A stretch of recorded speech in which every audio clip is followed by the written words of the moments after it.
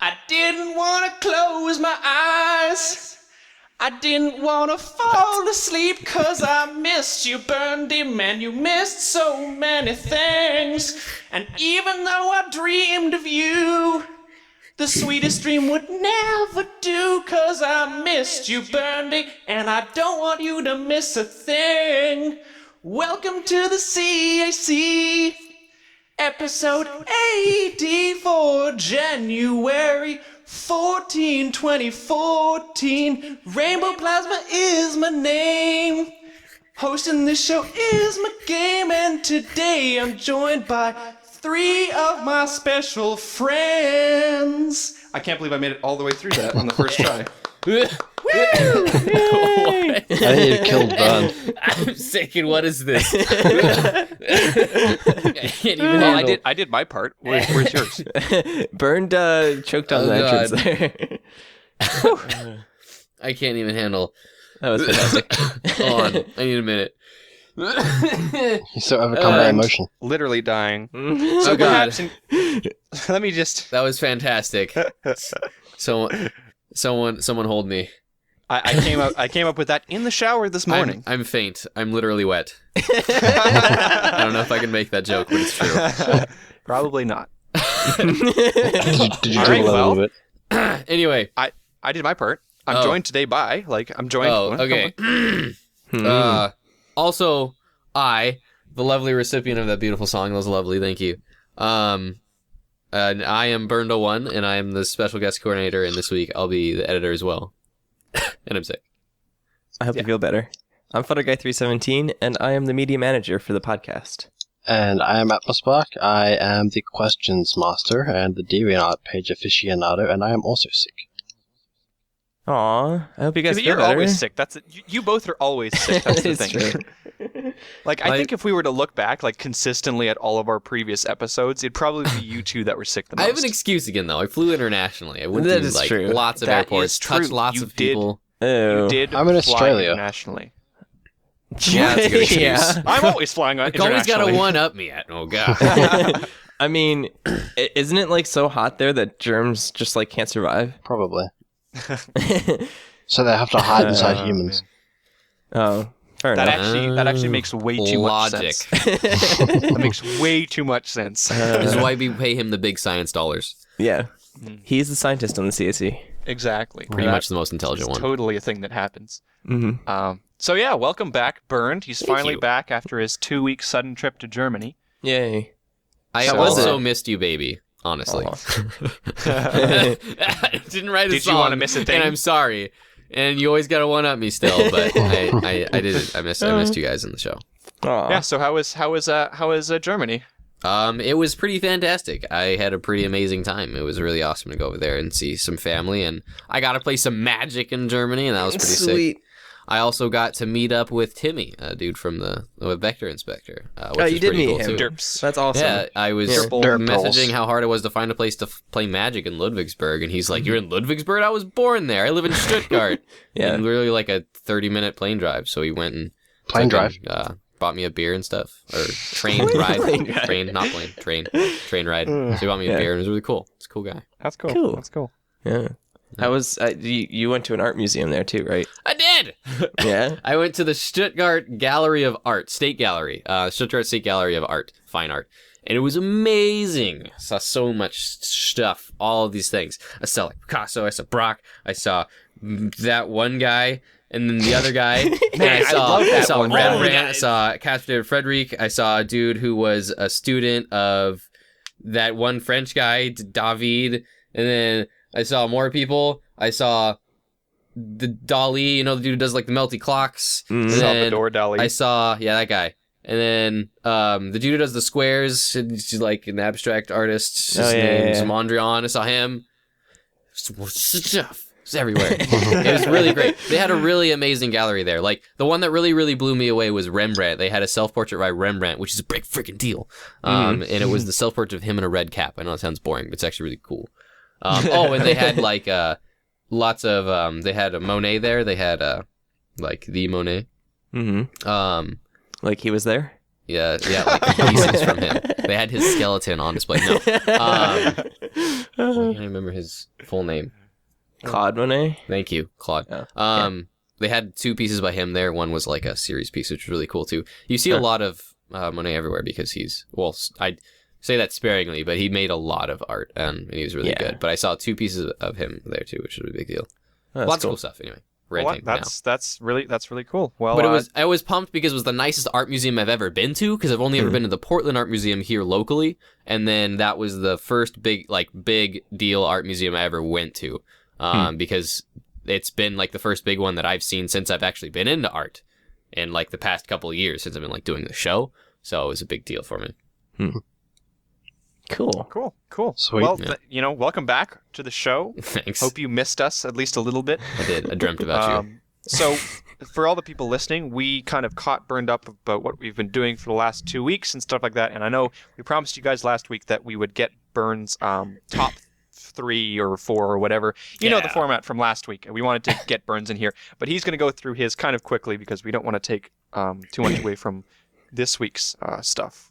I missed my chance we to didn't want to rant. get burned in here. I know. You could have ranted last week. I won't get to rant and take up the majority of the episode. Damn it. Well, I'm sure you will anyway. Yes. You know. Success. Okay. Can I start now? Yeah. Yeah. Okay. So the things I would have brought up in the last episode, my first one is So Hard to Say by Blitzpony, which is a remake of her Fireflies piece. I don't know if you guys joked about that last week, but it's pretty much like a given. It was awesome that she like went back and remade like one of my favorite pieces. So if there was a piece I had to pick from 2012, it'd be the original. And there's this one. Anyway, because Blitzpony is my favorite and she's great and I love you. Yeah. Anyway, so moving right along. Like I kind of like had to pick that piece. I don't know. Anyway, it's special. The next piece I actually picked is kind of it was the odd man out because it wasn't like, oh, that's obviously Bryn's favorite. But this piece really captured me, The Mistress of Eternal Night by Chiro Kami.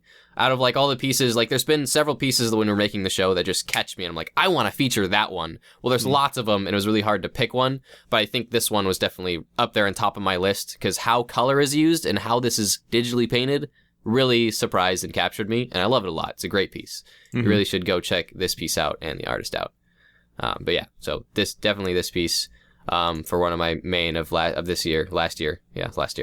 And then my final one that because these are all ones we featured, and my final one that we featured, so the third piece of these 4 is Sunrise in Equestria by Cosmic Unicorn, because this piece is ridiculously special to me.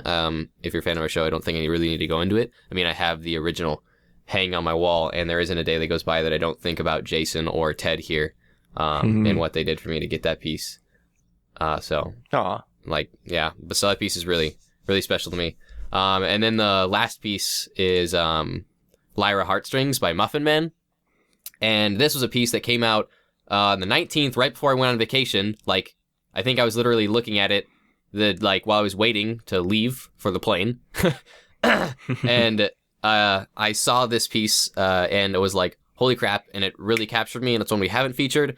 But, I mean, it was made right when the year ended, so this was definitely one of my top choices of 2013, because I really love Art Nouveau, but I love like Mucha style Art Nouveau. And a lot of the Brony pieces that are Art Nouveau that I've seen out there aren't kind of the style that I really enjoy. Not saying that the artists who make kind of those Art Nouveau styles and the stuff you see on like We Love Fine aren't good, because they're amazing artists, but it's just not my thing. But this really captured me. I love everything about it, like the color, the style. It's great. Love it. So this stood out as my most favorite Art Nouveau pony piece at all, ever, and it was just recently, bam. So there's this one. It's too bad that we couldn't put that on our Lyra episode, but like you said, it just came out, right? Just came out this in towards the middle of December, in December. So. We should come up with a theme to feature that, so like liars or something. Yeah. Well, no, I've been planning an Art Nouveau episode, so we'll re-talk about it. Yeah. Yes. We plan a lot of things, Bernard. I'm not sure if you're aware of that. Yeah. Well, I mean, we just need the right pieces to come out, and now this Yeah. one's in my basket of, hey, I really want to feature that, so the feature. So people make Art Nouveau pieces so we can feature them. Yeah, this guy Muffin Man, he's actually a cool artist. You guys should go check him out because every piece he like creates keeps getting more different, and he really loves crazy colors. And boom, big thing. This is traditional, completely traditional. Wow. He says, "Oh, I edited it in like Photoshop and edited some colors," and I was like, "Bollocks!" I asked him to post the original up. The unedited version looks exactly the same. Yeah. He just fixed some of like the scanning issues because he has a cruddy scanner. But this dude, he has some really outlandish pieces, some super colorful pieces. He does commissions, and then he made this. So this artist, this piece, top of my list. Mm-hmm. Cool. All right, Yeah. that's it. I really like that piece. We should feature it at Yeah, some you point. do. Yeah, I Sure. do. I mean, that's the whole point is we wanted to have that fourth piece was something that we wanted to feature in the future, and so we've all got our own 4 pieces that now we're kind of pushing for to get into an episode. And I mean, it is nice to kind of have that on the back burner. We all have, or at least most of us have, a kind of favorites folder to kind of stick all the pieces that we want to feature, and then try to pick a theme around those. Mm-hmm. Yeah. There were so many more pieces that I've like loved or at the time had fallen in love with because when I first see a piece, it really hits me, captures me, and I'll become like kind of fascinated with it for a time. Mm-hmm. And like these were just some that I definitely were like more special to me, but there's so many more pieces I can't get into, unfortunately. Yeah, and I think for that fourth piece, it for you and I both, it was kind of more of like the recent ones grabbed us because they were fresh in our memory. Yeah, that's definitely why I picked this one on that list because it was like, bam, recent, just happened. It was literally this was the last art piece I ever saw before I went to Germany, and then I kind of browsed some art in Germany, but it was all it was all about the most recent episodes. So Yeah. Yeah. I like the fact that you've got some sort of censor as if you're like not trying to spoil the episode. What do you that mean? we're You just- literally you Yeah, just that call is it. literally what I'm going to say. That would have been the perfect transition. Just call it. like What the do you mean? YouTube title is literally below this video. Like Yeah. people watching this on YouTube can see that, right? Like I'm sorry, it's a habit. You know. I like the effort. It just might be misplaced. All right, I'm not good at transitioning. I'm sorry. Okay, well, I'm going to pull this episode together now and transition to the art piece for this theme, which is FlutterBat. Right. We were originally going to do a Bat Ponies piece, but there was so much art featuring Fluttershy as a vampire bat pony that we figured we would split it up and start with this theme. That's not entirely true. Yeah. The reason why we wanted to split it up is because the guys convinced me that there was enough Bat Pony material to warrant splitting up into 2 episodes. Fair enough. Yeah. So we reached a compromise, and at the end of the day, we decided that we would do the FlutterBat one first, and then somewhere down the line, well, however many months later, we'll do a Bat Ponies one when we find all the perfect pieces for that one. Mm-hmm. So our first piece is called Reflection by G-Sphere, which shows Fluttershy as a normal non-vampire bat pony looking into a mirror of her as a vampire bat pony with this kind of remorseful look on her face. Yeah. We already piece. did a Reflections episode, but I'll still like this one.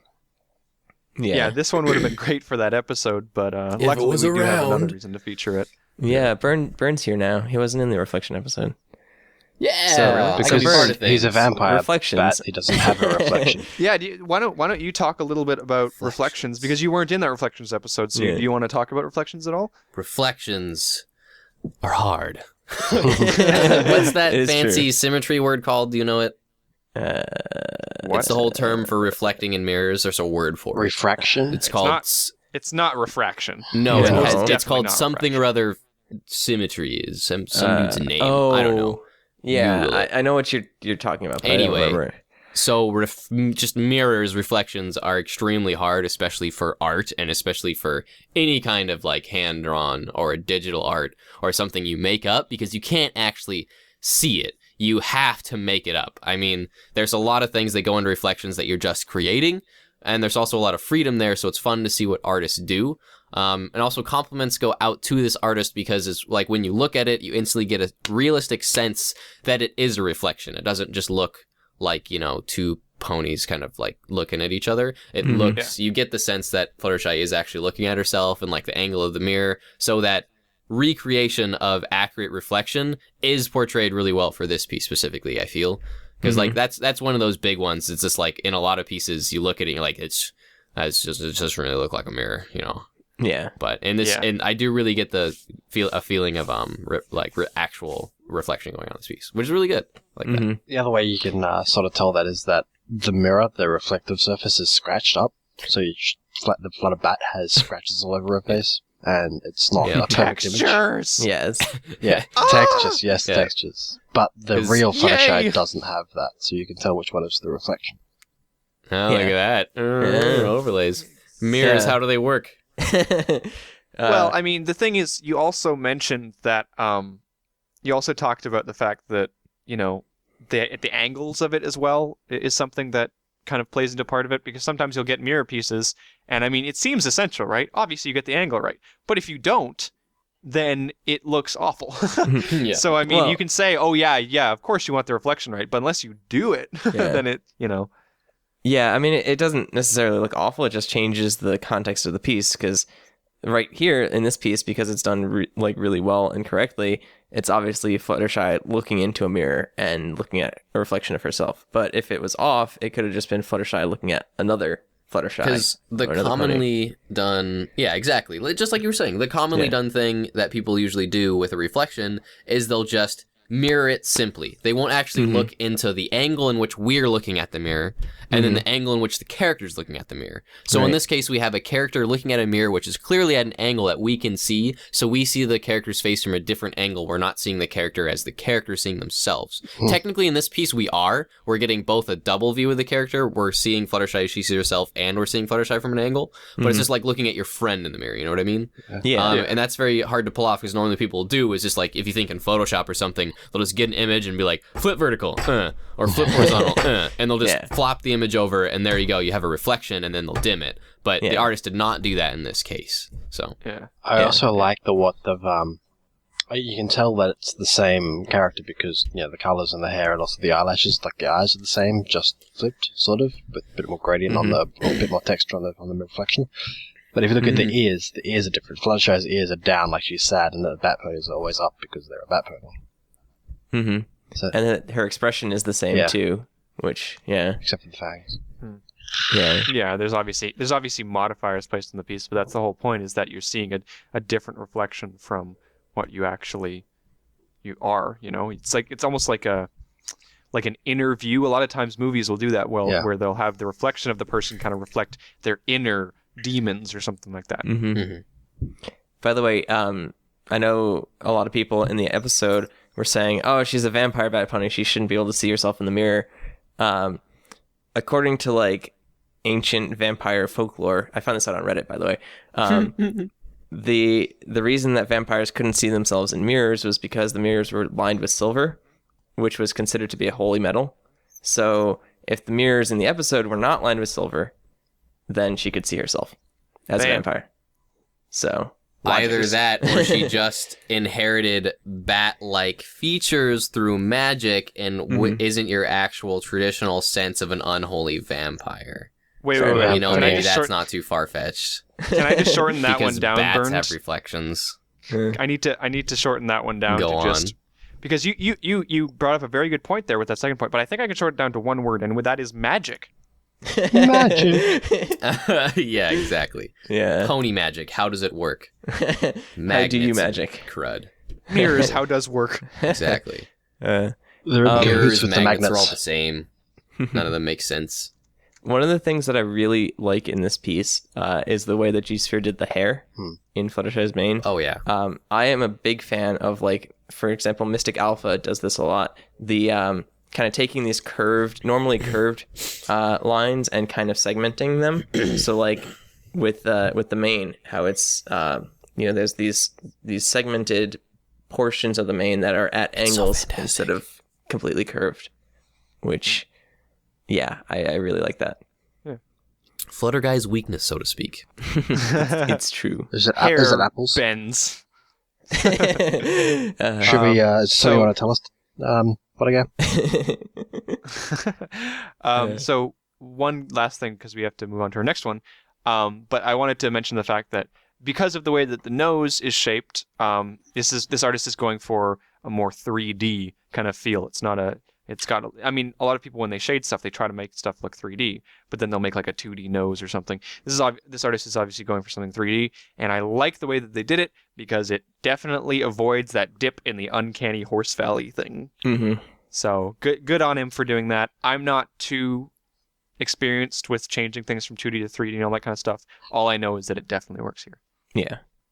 Yeah, the shading is really well done to give it that kind of 3D perspective on it. Yeah. It's still very cute, and the profile of Fluttershy. If you don't know what I mean by profile, profile is the side view of someone.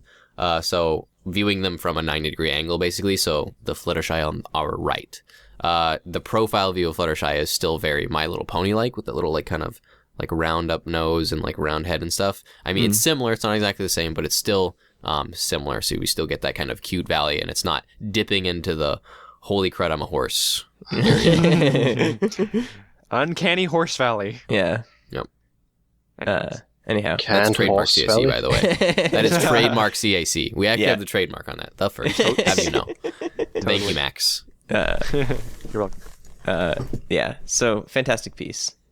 We're going to move on to our next piece, which is called Shy But Batty by Citra360, which shows Fluttershy as a vampire bat pony hanging from a tree limb with her prehensile tail. Yeah. This piece makes me want to do a 180. It wants to make me do a 360 and walk away. You shut your mouth. Somebody want to save this segment? No. Subsurface scattering. Yeah, there we go. Yeah, Bern. Thank you, Spirit. I mean, Animators. Vern, you had We brought love that you. up, and Rainbow Plasma, you just brought that up now. But that's really well done in the wings, because like if you look at bat wings, there is subsurface scattering that goes on. It's like the webbing in between your fingers. If you hold it up to a light, It's translucent.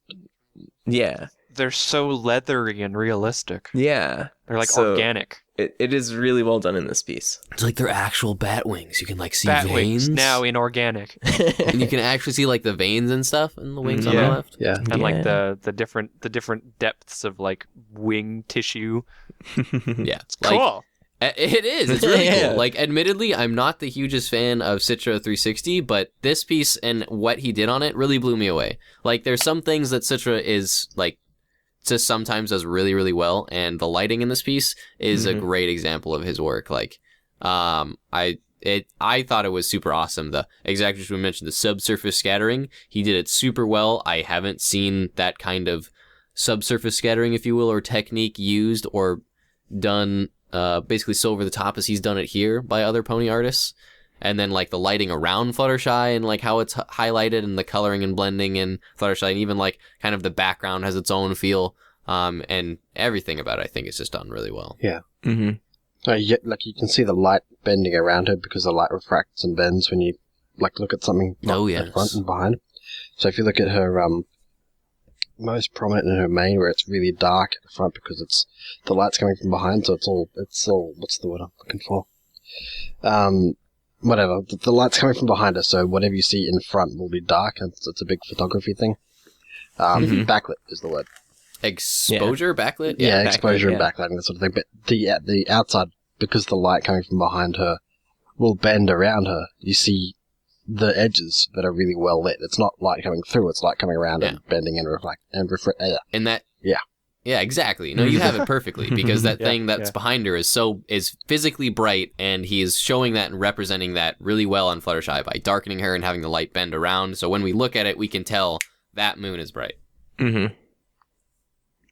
Yeah. Yeah. Like you were saying, Sister is to me kind of hit or miss a lot of the times, and unfortunately with his kind of work, a lot of times it's miss with me. But there are some stuff that really gets me, and these wings are definitely something that really get me. Well, it's funny that I say that because one Yeah. of like my only shirts is by Sister. But yeah, like Sister a lot of times like it's either hit or miss, but like when he does hit, it is really really spot He's on. pretty for well me. known for his wings. So Yes. Yeah, his wings quite are good. the majestic wings. His- Almost to rival mine. For God's sakes. His main style is pretty good too. In a lot of his pieces, and in this piece, it's really well done too because it's all like stranded and stuff and fuzzy ears and stuff. Oh yeah. It's yeah. Yeah. I don't know. Again, He does. Sorry to cut you off. no, you're not cutting me off. I was just agreeing with you because you're the man who likes hair, and I was saying the hair's nice. It is true. Go on. He does like fluff on ponies pretty well. Because I know like some artists will throw He's quite the master at pony fluff. some artists will throw fluff like all over the pony, which can work, but sometimes cannot. Like fluff, yeah. And some, a lot of artists who are sticking with show style will throw basically no fluff in, but he tends to choose patches to throw fluff, and it works. Where's the line in between show accurate and Flufflepuff? Where is that? Somewhere in the middle. There's this Uncanny Fluff Valley Puff. Kenny Fluff Belly. Yes. Oh, man. Oh gosh. If you were to ask me whether or not Uncanny Horse Valley would be around after a year of me saying that, I would have said no. It still And applies. yes, here we are. Yeah. Oh, people with horse laughs. Oh, man. God. Horse laughs. Like, Yes. Yeah. It's so good. I'm sorry, bud. Well, I unfortunately, because like I said, it's either really hit or really miss. So I don't really have too much to say. I like the wings, I like the lighting, but that's kind of my extent for this piece. Do you guys have anything else before we go on to the last one?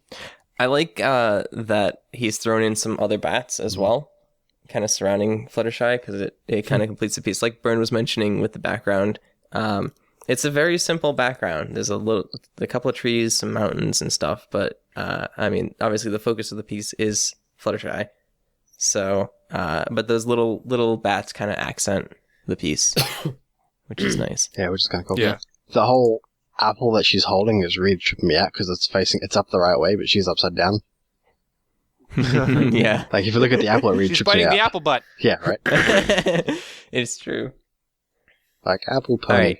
Hmm. Anyone else have anything to say? How can she do that with her tail?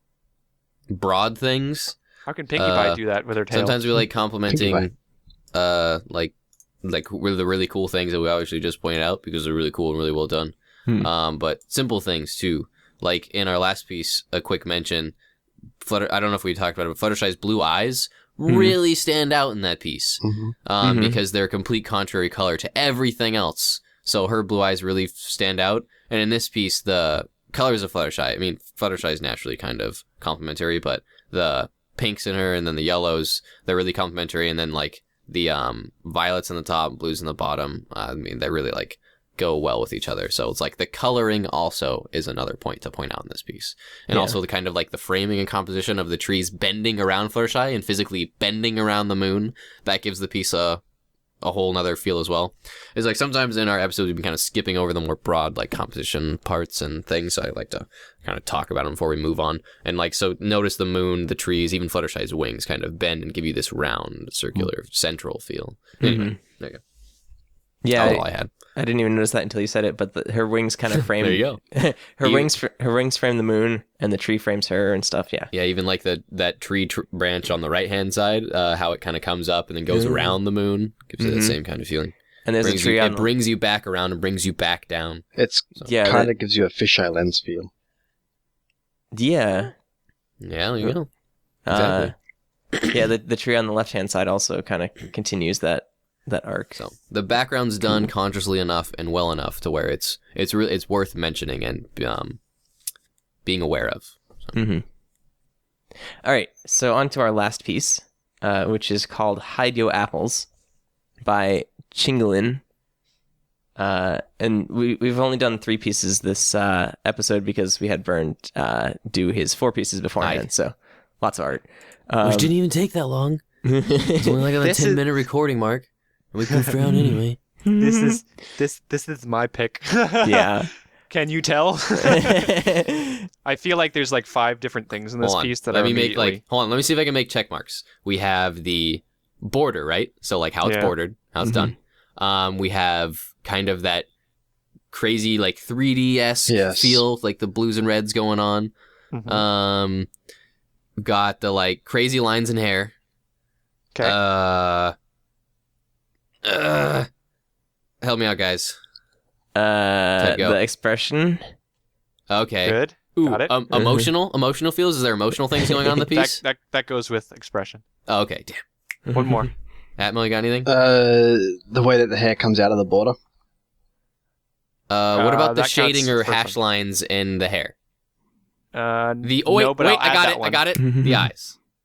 No, Signature. but it goes to. It has to do with the eyes. There's the last one has to do with the eyes. Oh. How they're done? Mm. In which way they're done? The All right. color. Do you want me to there. go through? Do you want me to go through all this stuff? Yeah. All right, come on. I give All up. right. So first of all, this piece obviously plays around with the borders, like you were talking about. Right. There is a crazy border, like it's literally just like paintbrush in some sort of program border, which also has to do with the hair coming out of the frame there. So it's got like two types of weird border stuff, which is really, really awesome. I always like seeing where they break out of the standard conventional square portrait kind of thing. Break the borders. Or the other, I'm trying to do it in the order that you mentioned, and I don't remember. Oh, right. And so there's a 3D effect, And which is really interesting. which is called anaglyph, by the way. Oh, thank you. Yeah, so there's an anaglyph effect, which is kind of what it does is when you look at it, it's obviously not 3D, and it's obviously not so extreme that you would need to wear 3D glasses, but it makes when you look at the piece, like if you were just everyone just look down for a second and then look back up at the piece almost like jitters a little bit when you look at it. It does, and there is a juxtaposition of colors, and that's actually a fact if you look just at got it. the last one. What, the juxtaposition of colors? Yes. Red and yeah, blue? that's the last one. Nailed it! All right. Anyway, no, like, look at the strokes. Look at the Yeah. strokes in her hair. Specifically on the left side, you have blue and red, and they're right next to each other. So you have, like, this kind of blue and this kind of red are complements on the RGB color wheel, because the primaries are in red, blue, and green are actually that blue is cyan, like bright cyan.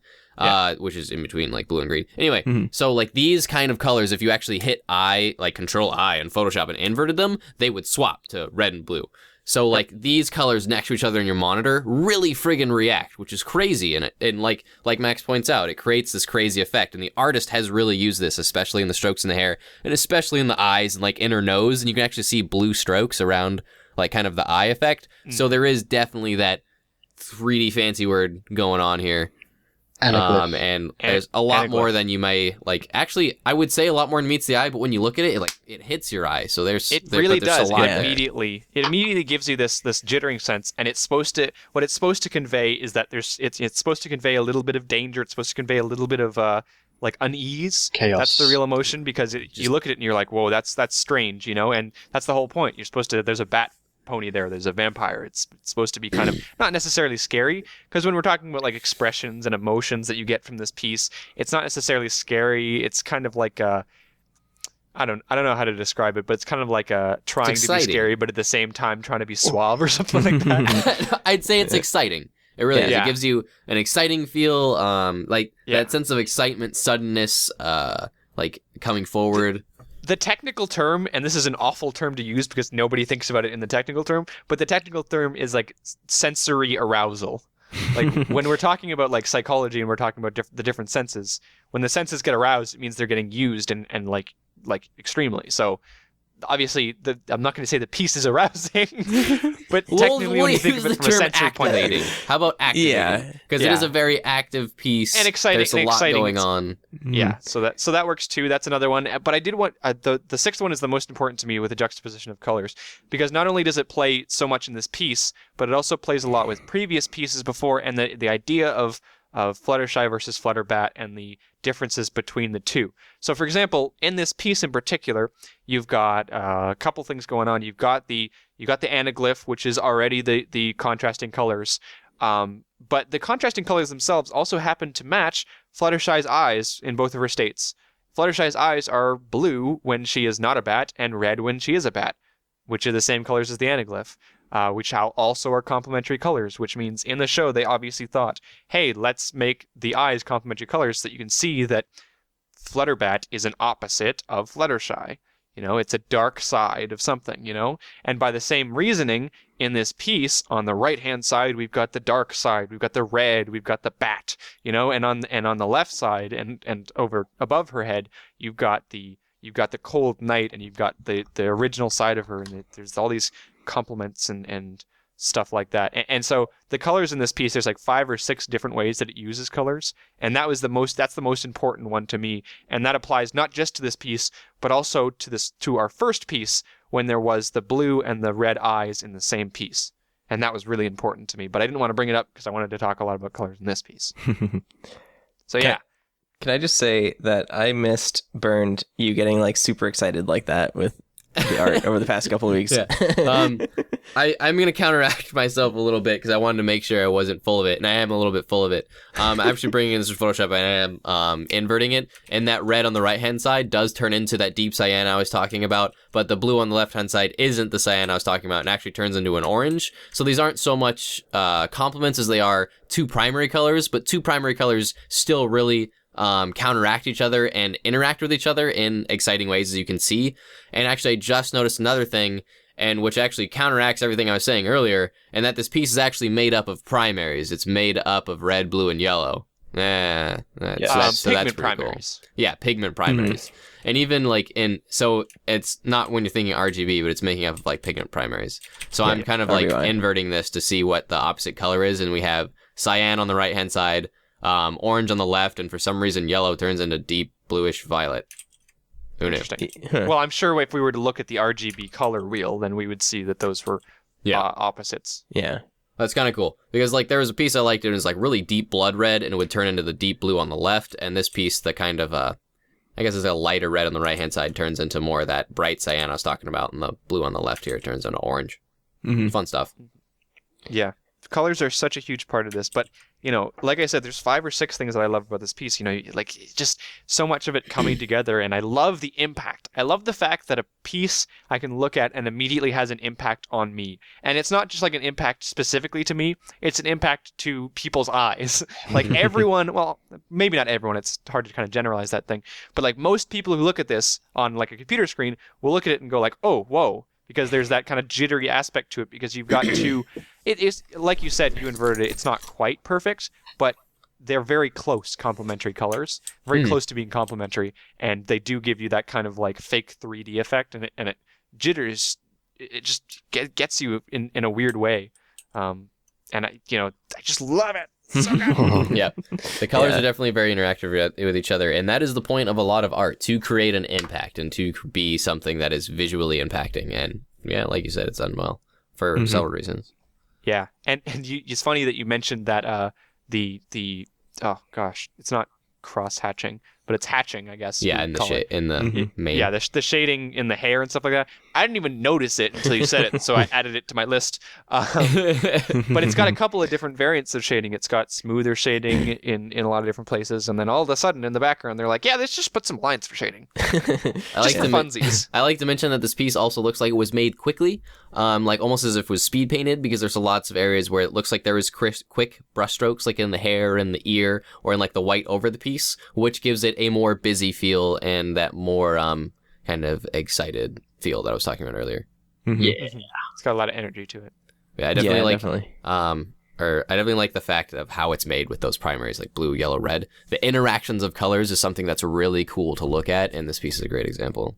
If you're an artist and interested in color theory, you should really go look stuff up.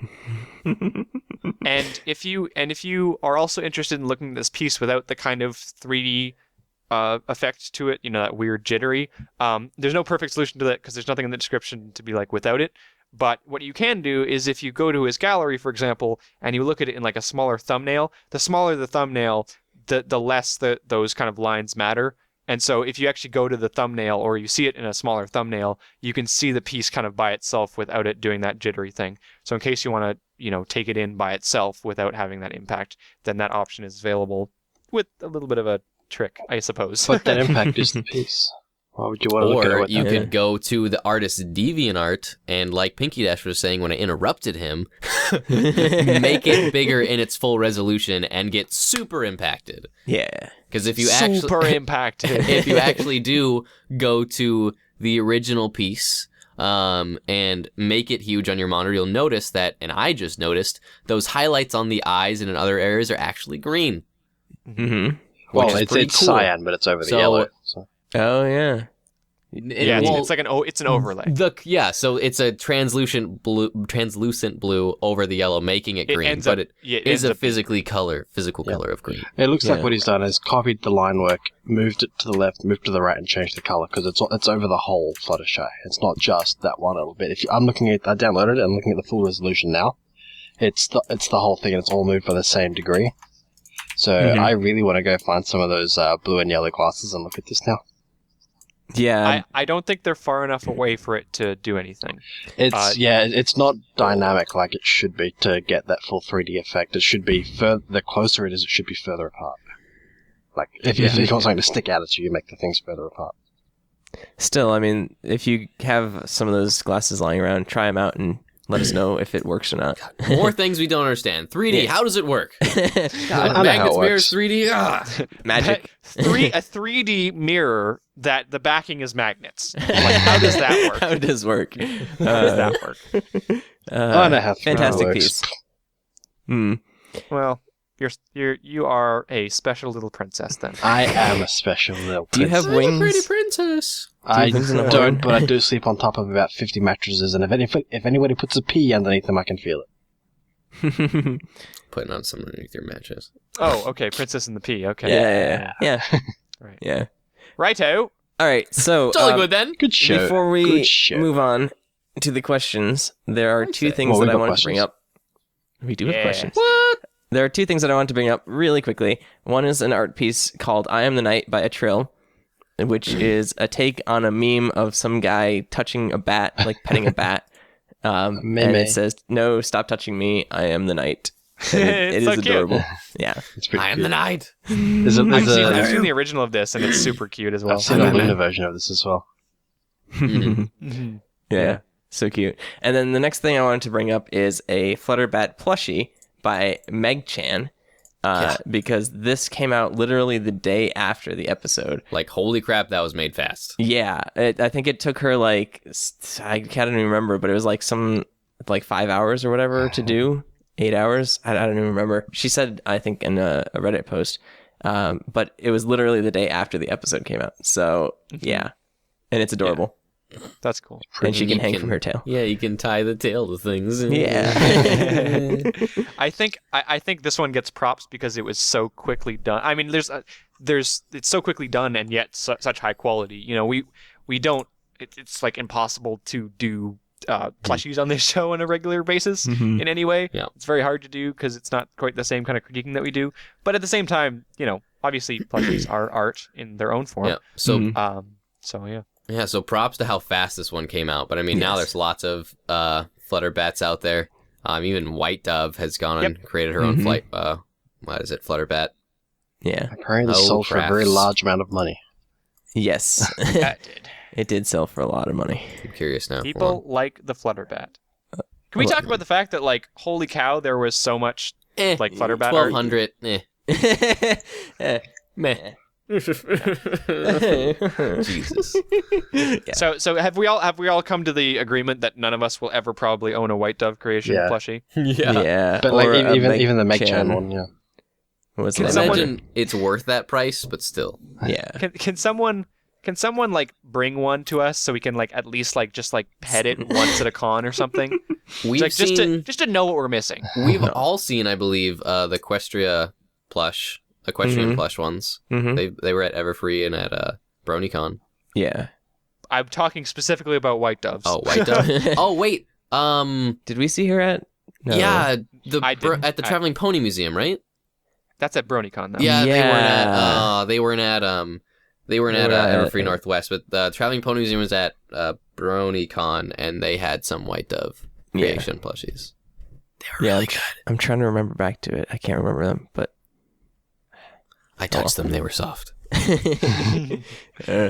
Someone bring one to me so I Can can pet it guarantee and then 10 out of cry 10. for 5 hours. and on that note, questions.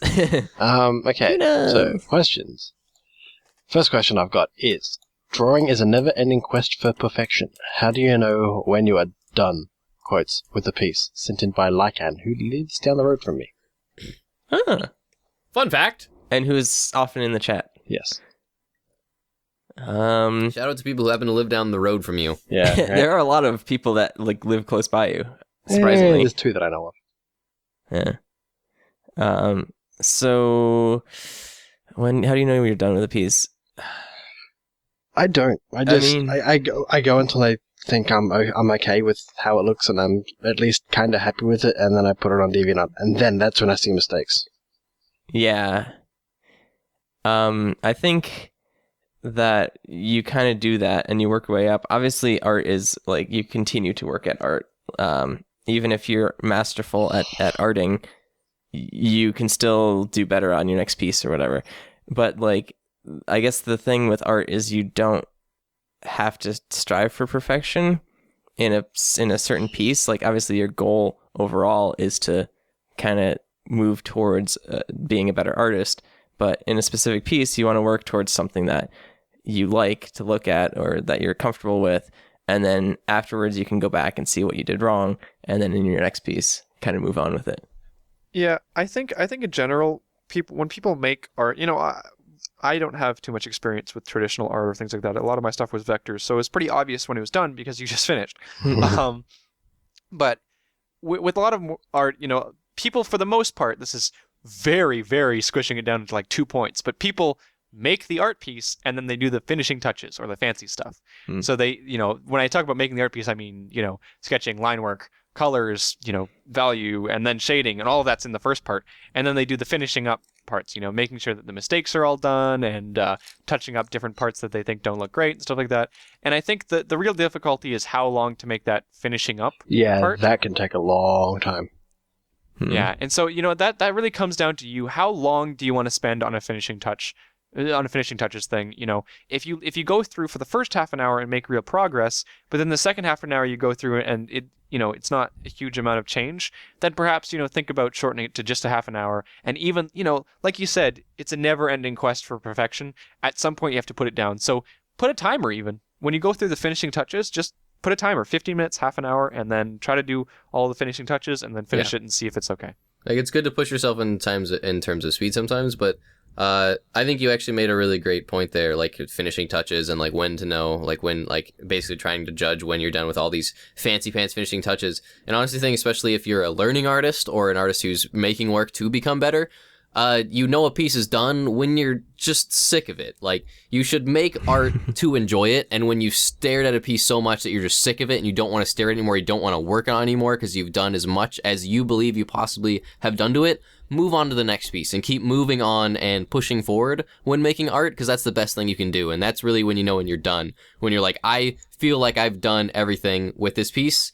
And actually, to even go further with that, I feel like you are done with an art piece when, or let me rephrase that. You are done with an art piece when you know you have pushed yourself past your limit that you can physically go with something, like your skill limit. Like you should always try to push yourself to do something like more ambitious and better than you think you can do, and always try to tackle something that you didn't think you can make, because that's to become better at something. And when you've worked really hard at that and you can't stare at it anymore, and you're just sick of something and you've tried your best, like that's when you know when you're really done and you've done everything you feel you humanly can do. But I mean, that's how I feel. And I feel like especially artists, and like if you're learning and you want to become better, that's really how you should look at it. Yeah. And honestly, when you're talking about that kind of advice, that applies to anything creative. Yeah. Like that's true. That's just a fact. Like anything creative. Like and it's hard. Everyone has this problem. It's not just art. Everybody has the problem of like, when do I finish? And sometimes you'll get to a point you'll be like, oh, I guess I'm done.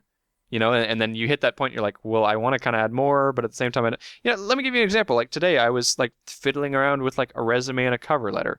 That's kind of creative, but it's nothing to do with art, And then, but I had the same feelings. I was like, when am I done with this? I want to keep perfecting it. I want to keep, tweaking small things over. But at a certain point, you just have to put it down. Yeah. It can apply to literally anything. Yeah. Like with programming, because I'm a software engineer.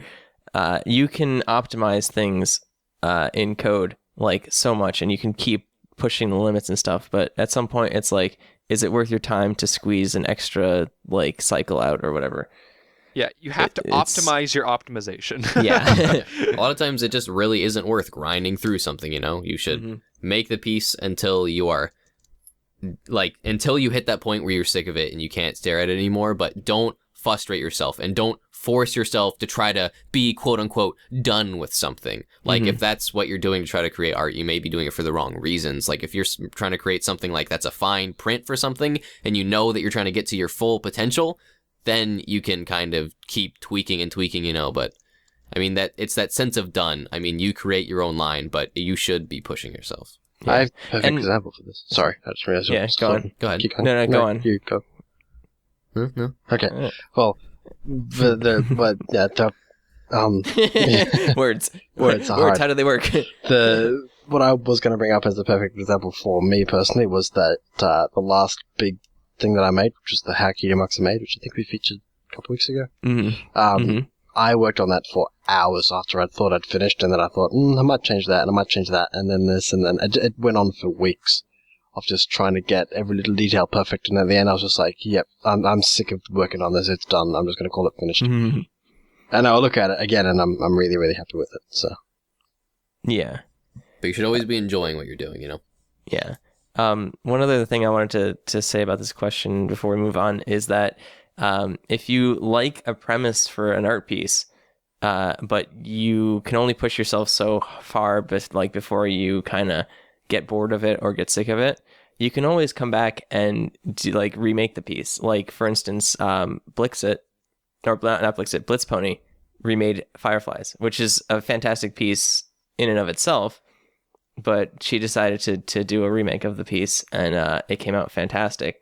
So, you know, if you have something that you really enjoyed doing, but you don't think you did it to perfection or to your level of perfection, then you can always try it again. Even that was a thing like of skill, you know? She bettered herself within the year or so in between those two pieces. So she was showing off like the new skills and did it with new techniques. And I mean, when you're having making an art piece and you feel like you're only halfway done with it, but you are sick with it, or even if you're bored of it, like Flutter Guy said, put it down, come back, work on something else that you do enjoy, and then come back to the other piece later. And if you don't come back to it, then maybe it wasn't worth coming back to. Mm-hmm. Bing, bang, bibbity bop. Okay, so, second question is, if you were a supervillain, what would you do? Okay, so the original question was, if you were a supervillain, what would you call yourself?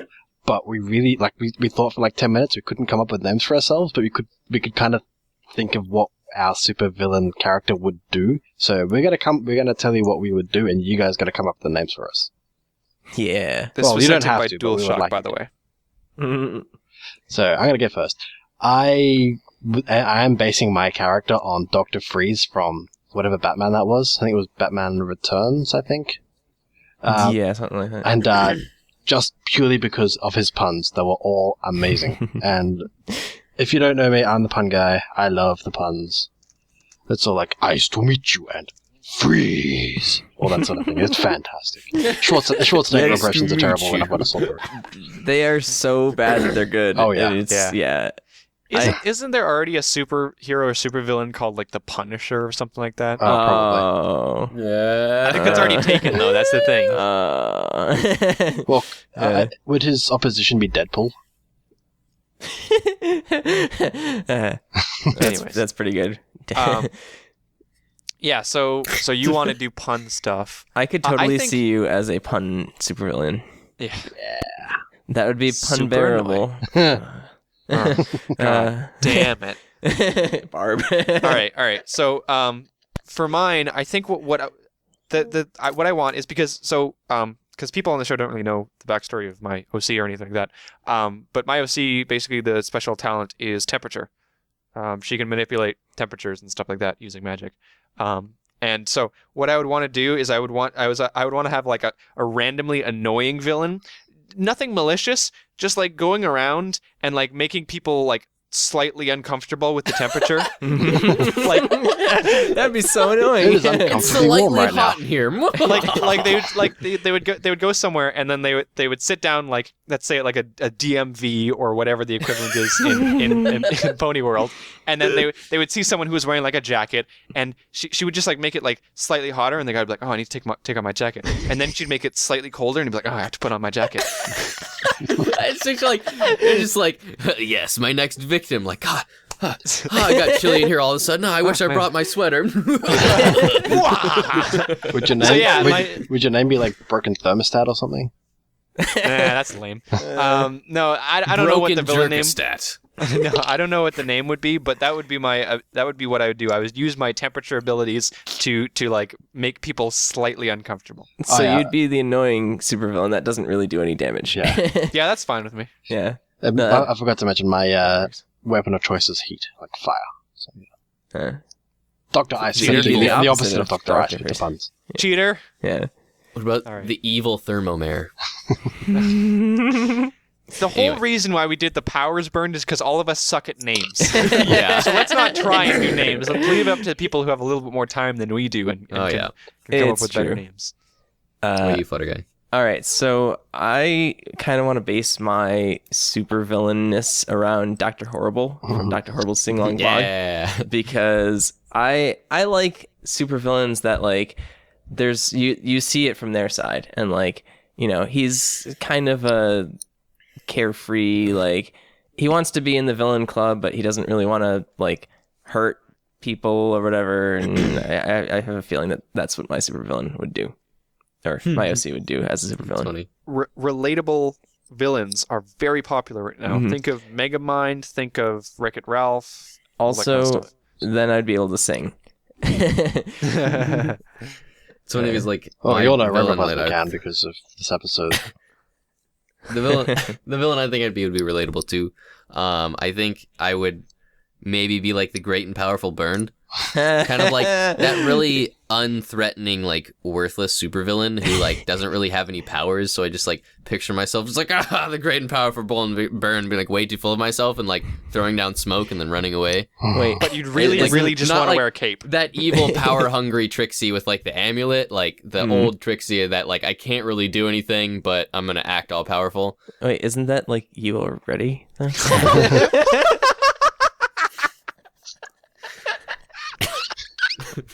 Thanks for laughing so hard Sorry, at that. Burned, I love I you. appreciate that. Oh my god! Woo! That makes me feel good Well inside. then, Welcome back, Burned. Yeah, I appreciate that. You guys are jerks. I'd be honest about Oh my myself God. because I think that's funny, because I enjoy it, because I joke about Wow. myself all the time on the show when I act really pompous, because I think it's funny and hysterical, and I like that Trixie-like character.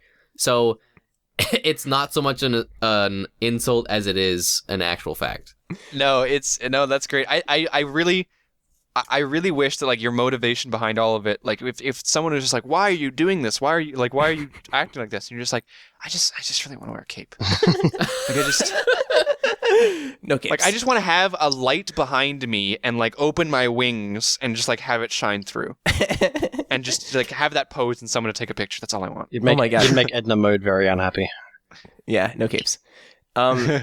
If someone knows how to make capes and is going to any of the cons that Burned is going to next year, Don't please bring me a cape. make him a Burned cape. Don't do it. What about a Cutie Yeah. Art Crusader Also- cape? Don't do it. Wasn't somebody supposed to be making us a Cutie Art Crusader? We were cape? gonna have Cutie Art Crusader capes last year for That you Everfree. can do. Actually, Yeah.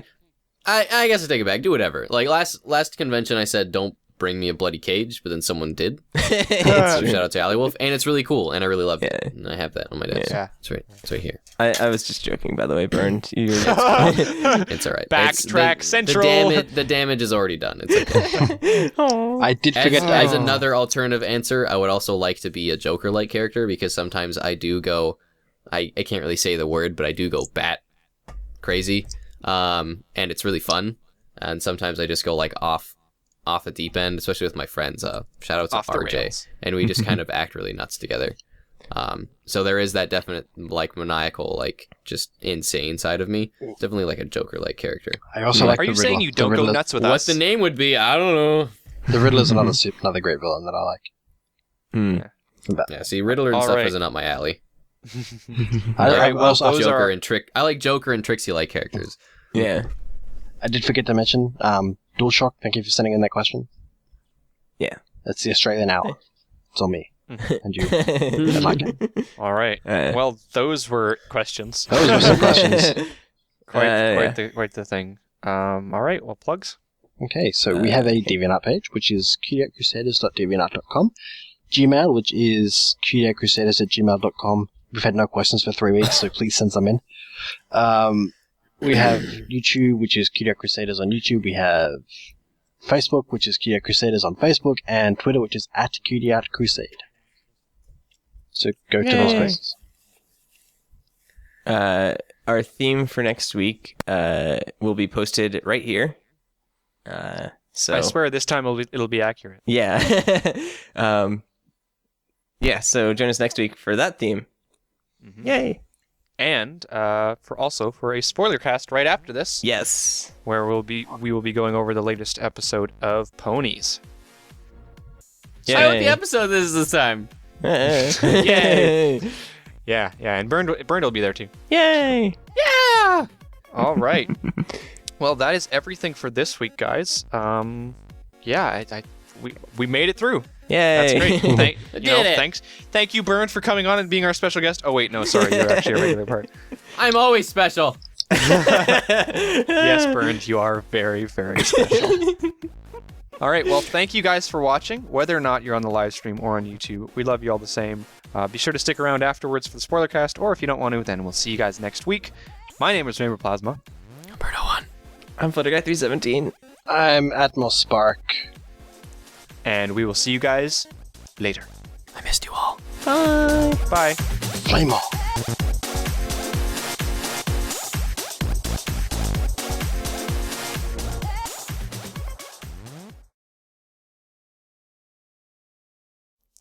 I didn't want to close my eyes.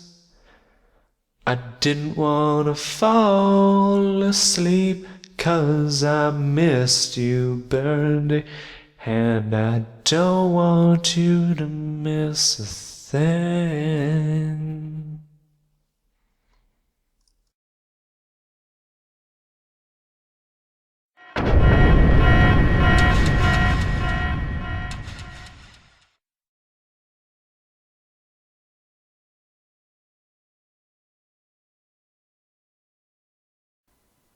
Hello and welcome to the 8th Spoilercast for Season 4, covered by the Cutie Art Crusaders. My name is FlutterGuy317, and today I am joined by Burndo1, Rainbow Plasma, Bye. and Atmospark. Hello. Gang's all here. So today we're going to be going over Season 4, Episode 9, which is called Pinkie Apple Pie, which is a fantastic episode. I really enjoyed it. Yeah. Yeah. It's interesting because I think this is the first episode that we've seen this season where it's just Pinkie Pie and Applejack out of the main 6. Okay, so here's the deal, right? So a lot of times in the season, and I've brought this up a lot, but when they go on adventures, it's all 6 of them, right? If the main 6 are going to be an episode, it's all 6 of them, right? There was the CMC episode, which just had Rainbow Dash, but for the most part, like if the main 6 are going to have an adventure, right? If it's going to be on them, then all 6 of them are going to be together. That being said, I totally get why this episode was just Pinkie Pie and Applejack from the main 6, because everything else wouldn't make sense. No. Right. So I think they were just doing that to explore a more direct relationship between Pinkie Pie and Applejack, which is something I don't think has been done before. I don't recall. I don't think Pinkie Pie and Applejack have really had that kind of bonding experience, or at least an episode together yet. So that was cool. Yeah. It really was. Yeah. The Earth Ponies unite! The only other major interaction I can think of between them is Chimichurri Churchanga, Chimichurri Churchanga. Yeah. But again, that was kind of like a main 6 episode, you know? Yeah, definitely. It wasn't really focused on their relationship. It was Exactly. That was just like the only other major interaction between them I can even think of off the top of my head, you know? Yeah. At all. Yeah. I totally I totally didn't realize that it was both Earth ponies until just now. Mind blown. There are certain relationships between the friends that aren't, as with any friends group, if you get into a friends group of 6 people, right, you're going to have friends that you know a little bit better. Maybe you knew them before you got into the friends group, or maybe you just get along with them better. You always kind of have like it's not like you have tiers, right? You don't rank your friends, but like some of them you just get along with a little bit better. And I think, Applejack and Pinkie Pie are kind of like Rainbow Dash and Rarity. I'm sure they get along, but you just never see them talk to each other. Now, last season we had Rainbow Dash and Rarity in an episode about Spike, which was really cool to see. And it seems like now they've got this Applejack and Pinkie Pie thing, which is really cool to see as well. It's weird because both Pinkie Pie and Applejack are food-related ponies. So you'd think that they would hang out more. Well, because Pinkie Pie loves sweets, and Applejack loves abs. Shop. Apples. Applejack loves abs. Cake. The food main ponies. You know what Pinkie likes? Cake. Don't finish that sentence. Yeah, no, but it was one of those quote unquote less strong friendships that was explored, and I like seeing that. And not just that, it's an unexplored dynamic, like you said. Yes. So I think it's good that the show is going out of their way purposely to like explore unexplored mechanics that they haven't already. Like we get the fact that for the most part, I think it's fair to say now that stuff like Fluttershy and Rarity, they're a little bit closer friends. They go to the spa together. Rarity seems to sympathize with Fluttershy. Fluttershy seems to sympathize with Rarity. That kind of thing. Applejack and Rainbow Dash, I think, have that kind of like closer relationship. They like to compete, but it's nice to it's nice to see any display of friendship. But I like the fact that they're stepping into this territory of not so common, perhaps. Yeah, I mean, everyone loves that, especially when they take the characters who are would be not so commonly matched up. Like some of the favorite episodes are that, like, what is it, the sleepover, whatever it's called. Oh yeah, with Applejack and Rarity. Yeah, like episodes like that, Yeah. I mean, it makes for an interesting dynamic. There's obviously going to be some conflict in it, and it's something new. The thing is, there wasn't any conflict in between the two characters, just in the family itself. So it wasn't so much a conflicting of the characters, that they are completely different characters, but it was more, the episode was more focused on that whole family dynamic and belonging dynamic, and not the interaction between the characters, so to speak. Yeah. Where you have that clash, like Rarity and Applejack in the sleepover. Oh, yeah. Right, yeah. There's almost like, I feel like with every single character, you can find a character that they get along really well with, a character that they kind of clash with. They still get along, but they obviously clash with, and then everyone else kind of fills in the middle, And it's that middle ground that we're kind of exploring here, When you think about Applejack, you have Applejack gets along really well with Rainbow, and yes, there's conflict there, obviously, but like she gets along really well with Rainbow Dash. You always see them walking around together. They have the competitions. She clashes a lot with Rarity, because obviously they didn't see eye to eye with a lot of things, and I think kind of to a certain extent they still kind of don't see eye to eye on a lot of things. And then you got the middle ground. Applejack and Twilight, Applejack and Fluttershy, Applejack and Pinkie Pie. What are those relationships? And they're starting to explore those. They went through the complementary, they went through the contrasting, and now they're kind of hitting the middle ground. And I think it's just as interesting as the other ones. Where's my Rarity and Pinkie Pie? No, Rarity and Pinkie Pie was in the Fluttershy episode where Iron Will. Remember, it was Fluttershy, and then Rarity and Pinkie Pie were together. See that? Yeah. I want. There's just too many episodes. I can't keep track. I want to put together like a list of like the different pairings and seeing if they had that kind of like interaction explored in episodes. And I'd love to see what we're kind of missing, because I know there is some of that we are missing. There must be at least one of them that we're missing. Well, there's one down. One down. One down. Many to go, maybe? Yeah. Rarity? Was this the second episode that featured the entire Apple family? Yeah. Because you've got like the super speedy cider squeezy. Yeah. Oh, you mean in general? I thought you meant the season. Yeah. And it's been more than. And that was like the entire like Apple family as a whole. But like there was also like the Zap Apple thing, wasn't there? Yeah. Oh, yeah. Zap Apples as well. Zap Apple, this one, and then the super cider squeezy. Was there one more? What about the first ever episode? Yeah, I To an guess you extent, could count I that. suppose. Yeah. So what I liked in this episode was something that I originally was like kind of weird with. So with my family in particular, it's not that we don't really get along. It's just, with my family, we're all very strong personality. I'm sure everyone on the show and off, don't make any comments. Why? People already tore my dreams apart today. I'm sure I'm people. sorry, Bern. I'm sure people understand the fact that I'm a very strong personality. So I'm a very passionate person. So someone like Bernd and I, we have conflicts. We also love each other a lot, but we have conflicts, and so that kind of comes up a lot in my family too, because we're all very strong personality. So at the very beginning of the episode, we saw the Apple family that was kind of talking about how good they were, and they were all getting along really well. And to a certain extent, I was kind of like, oh, well, that's a bit strange. I mean, feel free to explore that. But that, I felt like I didn't really relate to that at all. And then by the end of it, I felt like I related a lot to that family.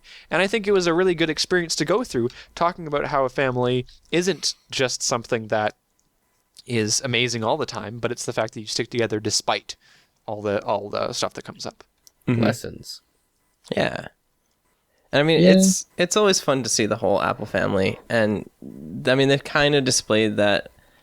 Well, obviously, they displayed the really close family nature, that they showed in the beginning and the end of this episode in like super squeezy cider, whatever. Super speedy cider squeezy 6000. Yeah, that episode. Thought of another one. Raise this bar, raise this bar. Oh yeah. Don't be racist, Bernd. Racist, Bernd. Racist, Bernd. OMG, Bernd. But I mean, we've also seen that conflict in that episode, actually, the Raise This Barn episode. Yep. So, yeah, it's kind of a thing that they're still exploring, and it's not really something that's necessarily new, but it's to a new depth, I think. Yeah. So. Yeah, exactly. They haven't really shown. I think this season has done a really good job of showing fair conflicts. Mm-hmm. And in previous seasons, like that, let's take the Raise This Barn. I don't know the name of that episode. Apple Family Reunion. Yeah, Apple Family Reunion. So Yeah. let's take that episode as an example. In that one, Applejack is kind of the quote unquote villain in that one because she was doing X, Y, and Z and doing that wrong, right? But everyone else in the family was kind of like reacting to that. Mm-hmm. And so, while it was a completely legitimate episode, then I don't think it was bad, it was also kind of a one-sided conflict. Someone was wrong in there, and she learned to be better. Mm-hmm. In this one, it's a much more fair conflict. I was talking a couple of weeks ago on the Bats episode about how the conflict between Applejack and Fluttershy was a completely fair conflict because you could see from both sides. Mm-hmm. And in this one, it was the same way. Everyone was doing silly things, and everyone was owning up to it. And I like the fact that they have that kind of fair conflict as well as the one-sided conflict. We're all Yeah. good people. Yeah. Yeah, and it kind of seemed natural, too, in this episode when they realized, hey, we've all been kind of nasty to each other, like, Rotten And it- apples. Yeah, and then Big Mac doesn't get to speak again. No, he doesn't get to speak. Poor Big Mac. know. He We used to are sing all such tremendous fans of Peter New that it breaks our little hearts when we see him have an opportunity to speak and then, as like a joke, it'd be like, no, sorry, you can't speak. He got to sing, though, He did get to sing. It's subtle. Which- that. Oh, that Brings us song. to I that love song. that song. which is fantastic. He gets That's- avid amounts of love for his contribution, though. Yeah, he does. So that song, not to take away from Peter New or anything because he's amazing, but that song, Rainbow Plasma, incredible. You said that you have been singing it for the past 4 months because it was part of the San Longer. Diego Comic-Con, like their storyboard leak, or not leak, but like Right. their Right. Yeah. So at San Diego Comic-Con this year, the people who make My Little Pony came to a panel and they showed 4 different clips from the upcoming season in animatic form. And while I avoid almost all spoilers like the plague, that came to me at a certain time in the summer when I was desperate to just see anything pony related. And I also really love animatics because work in progress and art stuff and whatever. So I watched the animatic. And now, for anyone who hasn't watched the animatic because they didn't want spoilers, just to let you know, now all of those scenes have shown. So if you want to go back and watch that animatic, then you're perfectly safe to do that. Because the last one was Apples to the Core, the song. They showed that song at San Diego Comic-Con in animatic form. And probably like everyone else, I've been singing that song ever since. Just like in my head over and over again, because it's one of my favorite songs that I've heard in a long time. It's so catchy. The harmonies... I feel like I've heard this before. I love since it. Apple Family Reunion.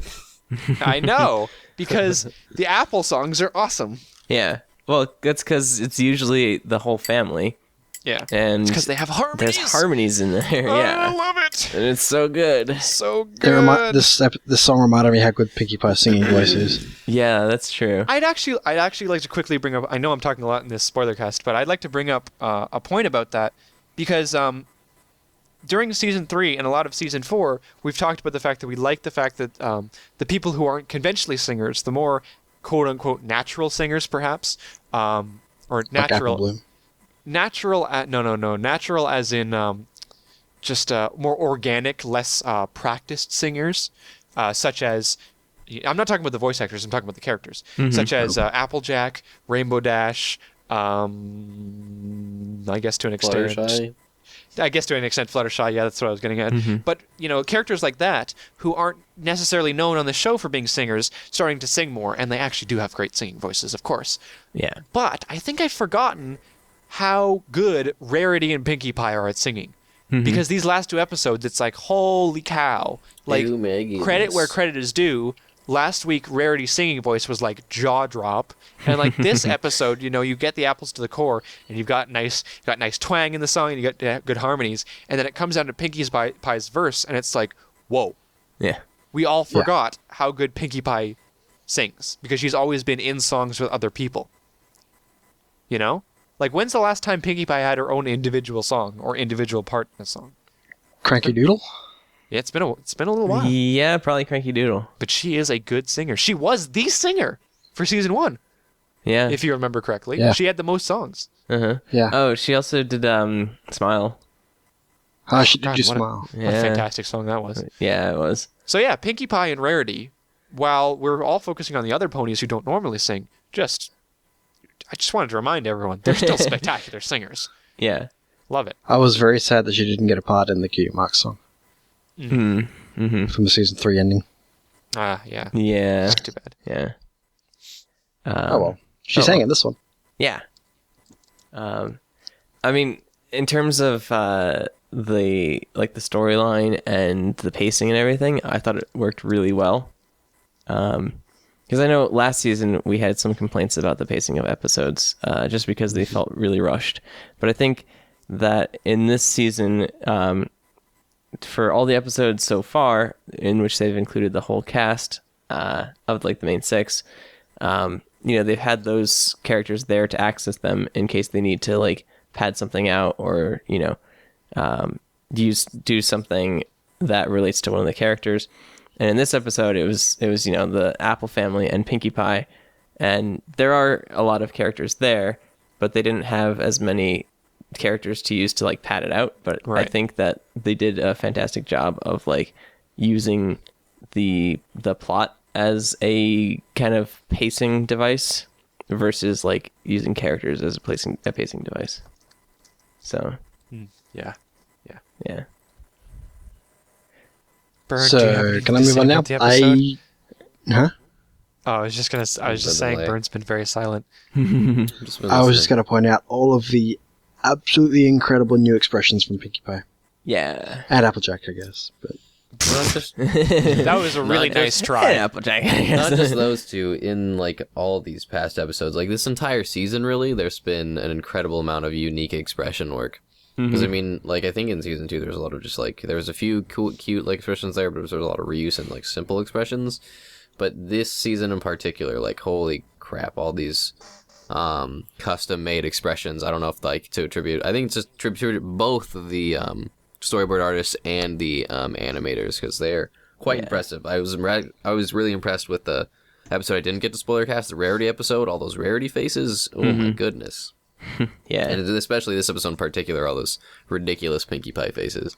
Yeah. Yeah. I think also- I agree with what you're saying when it comes to the reuse. You know, there's less reuse this season. I think that's the big thing. I think there's the same. I think the incredible thing is there's the same amount of, you know, in your face expressions, like the quotable, what I call quotable expressions, the things you see passed around in images and remade and everything like that. You know, like the Rainbow Dash smirk. You know, like those kind of like one frame really good faces. That is put out there. There's still the same amount of those. But I think all of like a lot of the in-betweens and a lot of the expressions in general are just less reused. And they're all smoother and newer. Exactly, and it's not even just the expressions; it's the backgrounds and the environments too. I mean, Manhattan, the Power Ponies episode, and what was that, Maretropolis? You have the jungle and stuff, and the like pretty much every episode this season has not had like reused stuff. It's all been this custom crafted episode with this crazy unique world. Like even like in the castle episode when they were going through that crazy castle, and like the Fluttershy episode with all that spooky like nighttime stuff. Like, I guess all the old, in like the old seasons, like a lot of that had to be crafted up too, but it wasn't as impactful. It wasn't as crazy different than this is going into, because we've gotten used to Ponyville, the Everfree Forest, and like these specific places, you know.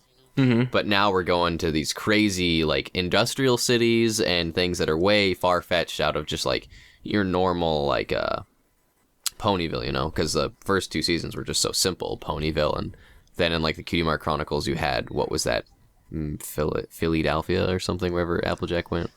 That was also Manhattan. Yeah, she went to Manhattan. It was a different version of Manhattan, and Yeah, it it was was kind of like it was like younger. old school industrial like style-esque, you know what I mean? Yeah. It was like kind of oldish. Now I'm disappointed that Applejack didn't make a Manhattan reference last week. Yeah, but like the style of it was kind of old school. It's kind of keeping with that like feel of Ponyville-esque, you know. It was kind of like a Sherlock Holmes time era. Yeah. And now it was an actual reproduction of New York. I mean, they went on like Broad Street. So Broad Street? Broadway. Excuse me. Broad Street's Philadelphia. Yeah. They went all the way to Philadelphia. They really made it. Yeah. Yeah. It's a lot of walking. Yeah. I mean, it's interesting that we get to see more and more of Equestria, because I think that's what a lot of people were hoping to see in this season is, you know, kind of more exploring. And it's interesting because, like you're saying, you know, usually you would reuse assets, and then when you have assets that you can reuse, then you can kind of tweak them more. But in season 4, so far, they haven't really been reusing the assets. They've been creating new crazy ones. Yeah, but they've also been doing a fantastic job on the animation itself. So it's not like they need to, you know, do any tweaking or anything. I have a couple of things before we wrap up, and I think Atmospark also has something to say. There were a couple of really funny points in this episode. One was the eagle with the bird with the fish. I think it was the eagle with the fish. Yeah. And the map. The eagle again with the duck with the wheel around its head. And Apple Bloom's Applelicious. Little reference there to Twilighticious. And then all of the cats, including Dusty Cat. So much cats. Dusty Cat. Dust Cat. Yeah. I those shout out- cats. I shout lost out- it when that happened. Shout out to Dusty Cat, by the way. Yeah, I indeed. totally. That has to be Mm-hmm. No doubt. that, right? Yeah. No doubt. No doubt. That's too corny of a joke for it not to be. Yeah. So what you're saying is we should keep doing this for two more years, and then we can become the North Division of the Cutie Art Crusaders. Someone make this happen. Yeah. The what division? Sibsy, please. If I get put on the show, I can totally put that on my resume. Well, Was on My Little Pony. actually, I already have this on my resume. So. Hasbo, please. Yeah. So yeah, no, there was a lot of like little fun things in the episode that I enjoyed. Atmospark, did you want to bring up something? Oh yeah, I totally forgot to mention in both this and our actual episode, during the week it was announced that he was the head of Hasbro or Hub or something, mentioned season 5 of Pony. Why stop Which this has- cash cow now? You know what I'm saying? Yeah, right. Yeah, I know. Which has since been, I think, confirmed by Equestria Daily. I'm not sure. I How don't many visit that site anymore. Yeah. But yeah, I do believe that we may be in for season 5. Yay! Huzzah. Yay! Some more Pony. Yay! I feel Funny, like funny, funny. I feel like so we're getting to a point. So when season 3 dropped, right? Season 3 came out, and we were waiting for season 3, and people were actually kind of worried. We were like, "Oh my gosh, is season 3 actually going to come out?" And then it ended up being like 13 episodes, and people were like, "Well, this is it then. Like, we're not going to get season 4." Well, And then because the whole syndication thing. right, exactly. And I don't know what the heck ended up going on with all of that, but then season 4 was announced, and people were, when season 3 came out, even though the syndication stuff was going on, I was like, no, they're going to go season 4. This show's way too popular to end at 3 seasons. They're going to go at least season 4. I think we're starting to get to a point where, like, I hadn't even thought about season 5, but now that I think about it, like, I'm actually really relieved that they just announced that. Yeah. Because, like, I haven't thought about it before, but, like, that's a 5th season. Yeah. That's long. Like, That's legit. I'm going to be honest. I will be pleasantly surprised if we get a 6th season. Hmm. I'm But just it saying. also means we'll be getting 100th episode in season 5. Yes. Yeah. And as of right now, we still have like confirmed another 30 episodes. Which Yeah. is like amazing. Like I 40 think- even. I think what happened, and this might be totally wrong, is that they initially ordered the syndication run, so 65 episodes or whatever it is, and then didn't know that it was going to get that popular, and they were still like concerned about it. But after 2.5 seasons or whatever, they figured that it wasn't dying down, so they would go ahead and order the next season, and it's still not dying down. So season 5, Keep making podcasts and keep making art, and holy cow. yeah. Yeah. All I right. was about to start spouting off stuff about future seasons of Ponies and when it ends, but I realized that's like a 4-hour conversation. Yeah. So let's just end the spoiler cast. Yeah, we're kind of short on time here, so we're gonna wrap this up. So we all thoroughly enjoyed this episode. We hope you guys did as well. And join us next week for our next spoiler cast, which will be for season 4, episode 10. Yeah. Yeah. And also join us for Cutie Art Crusaders next week, right before the spoiler cast. Nah, forget that. Yeah. Yeah. Spoilercast is where we're at. All right. Thank you guys for watching. I am FlutterGuy317. I'm Burned01. I'm Rainbow Plasma. I'm Atmos Sprinkle. Bye. Sprinkles. Bye. Chocolate Sprinkle.